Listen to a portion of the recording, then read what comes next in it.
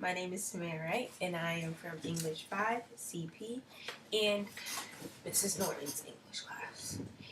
Okay, I will start.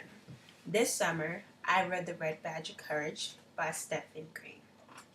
I personally chose this book because it had a smaller amount of pages compared to the other books, and I was interested in this book. One, because I like that Civil War kind of stuff. I like fighting, all the bloody battles, and all that good stuff. Anyway, this book is basically about a young kid named Henry Fleming who enlists in the Union Army to ultimately become a hero. He later discovers that reality has hit him, and he might act cowardly and run away.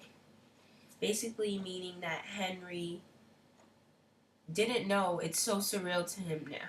He didn't know, with guns, everything, people dying in front of him. It was too much for him. Henry's journey starts off with self-doubt, but quickly changes as the book progresses. As time goes on, Henry meets his later close friend, Wilson, who gives him letters to send to his family if he dies. This is the start of Henry's self-doubt. He feels as if, why is Wilson giving me notes?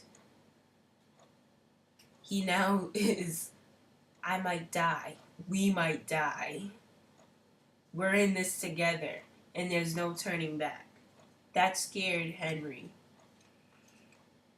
Anyway, the first battle Henry did pretty well for his soldier, but he was freaked out by the retaliation. Henry feared for his life and then ran away. Henry comes up with a million reasons why he made that smart decision to run away. But he can't, so he runs back to camp.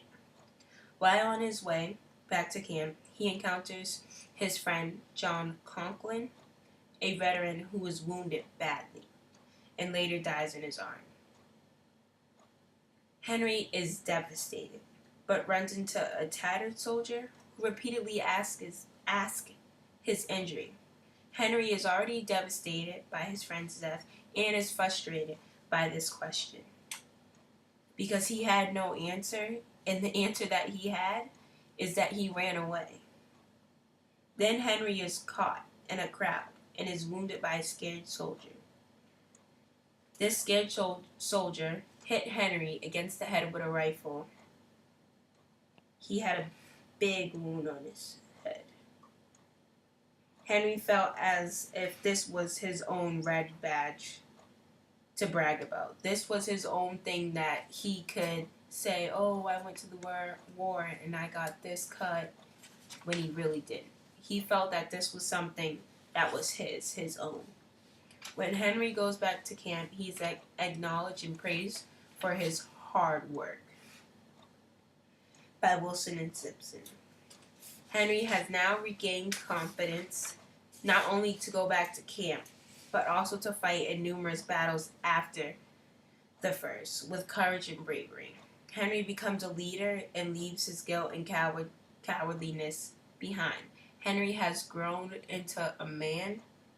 He has changed from a boy, and basically this is a rite of passage, I personally think.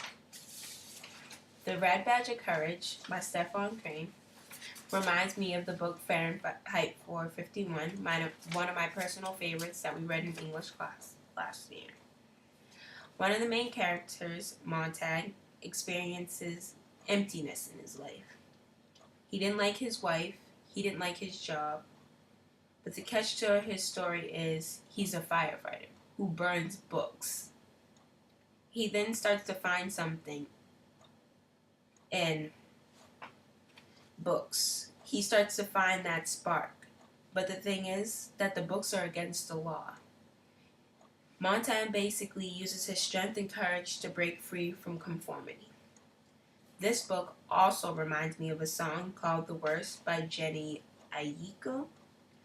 I say that because later in the song, she realizes that she can't keep running away from her fears. She can't keep on going back to to the same thing that she has been doing that has been hurting her.